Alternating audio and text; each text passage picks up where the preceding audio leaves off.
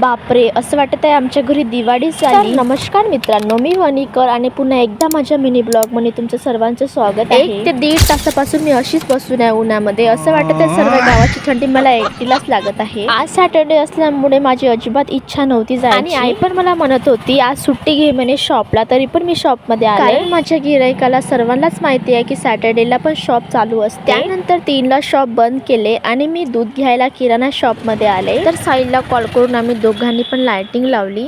तसं लाइटिंग तर सर्व साईलनंच लावली, पण फक्त मी सांगासाठी माझं नाव घेत आहे.